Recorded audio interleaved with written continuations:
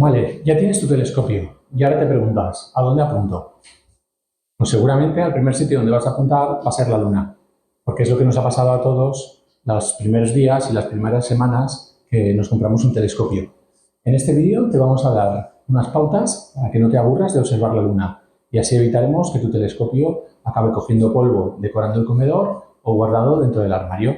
¿Vale? Vamos a empezar. Cuando nos compramos un telescopio porque queremos iniciarnos en la astronomía, normalmente a los primeros objetos que apuntamos suelen ser los objetos más brillantes, porque los vemos a simple vista y son fáciles de localizar. Un ejemplo de ellos es la Luna. ¿Qué sucede? Que cuando hemos observado la Luna 3 o 4 veces, pues empezamos a aburrirnos.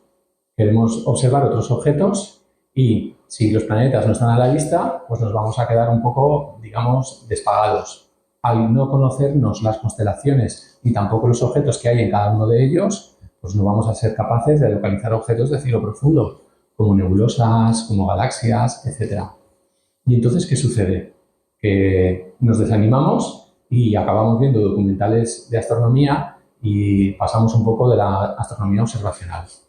Pues bien, una de las maneras de no agobiarnos de observar la Luna y de no caer en el desidio es realizar una buena planificación de la observación lunar.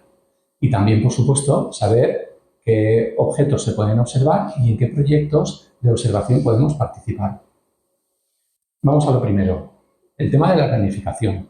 La planificación es fundamental porque si no sabemos a qué hora sale la Luna, a qué altura sobre el horizonte estará en el momento en el que nosotros vayamos a observar o en qué fase lunar está, pues va a ser bastante complicado que tengamos una observación de la Luna, digamos, exitosa.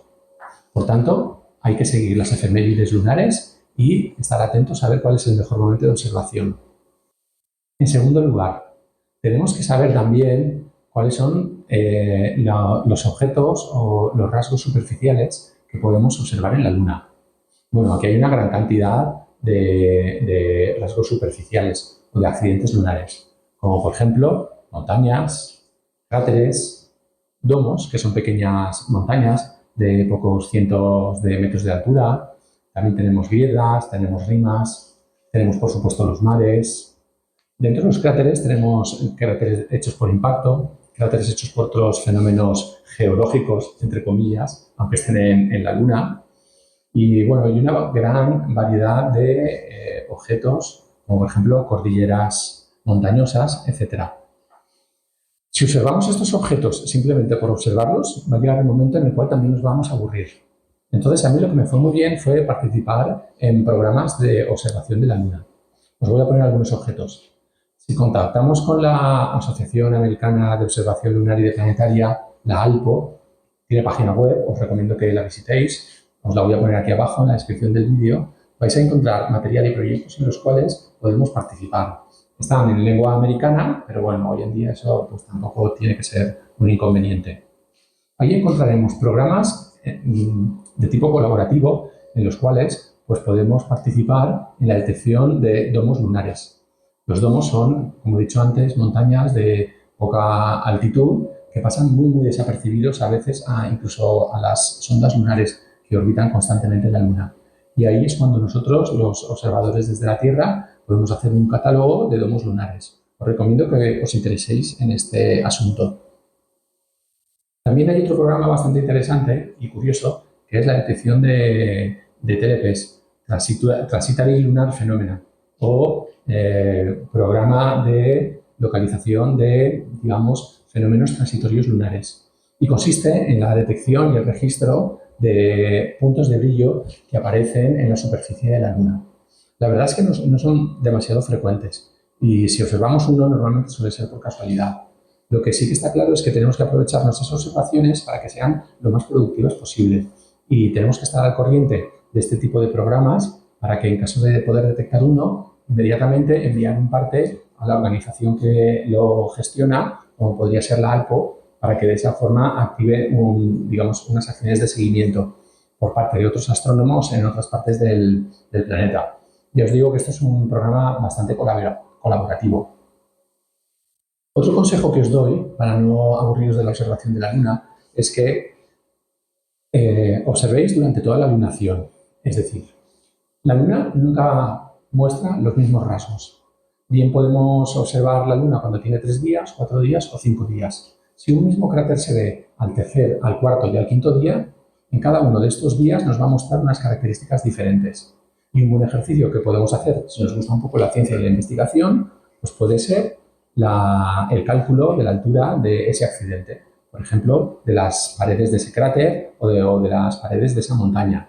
Mediante reglas trigonométricas y a partir de un ocular reticulado, si somos un poco románticos y queremos hacerlos como se hacía hace 20 o 30 años cuando yo comencé, o utilizamos unas herramientas informáticas de medición de ángulos, pues a partir de la longitud de la sombra de estos accidentes junto con unas fórmulas trigonométricas podemos recalcular la altura de estos accidentes. También es un ejercicio muy chulo para hacerlo en las aulas si sois docentes.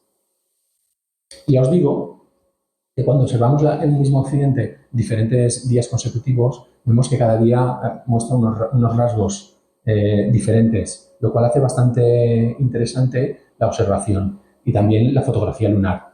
Atención que todavía no he empezado a hablar de la fotografía lunar. Cuando empieza a hablar de la fotografía lunar, veremos que esta técnica enriquece muchísimo todos estos programas de observación que os estoy comentando. Otro aspecto que tenemos en cuenta es observar un mismo accidente lunar tanto cuando la luna está en perigeo como cuando está en apogeo. Nos daremos cuenta que podemos llegar a observar más detalles de estos accidentes cuando la luna está en perigeo, porque hay varias decenas de miles de kilómetros de distancia, de diferencia entre un momento de perigeo y uno de apogeo. Obviamente, el mejor momento para observar la luna es cuando está en perigeo. Lo que pasa es que el perigeo solamente está 1 o 2 días durante una lunación. Y lo que estamos recomendando es justamente observar la luna en diferentes días de toda una lunación.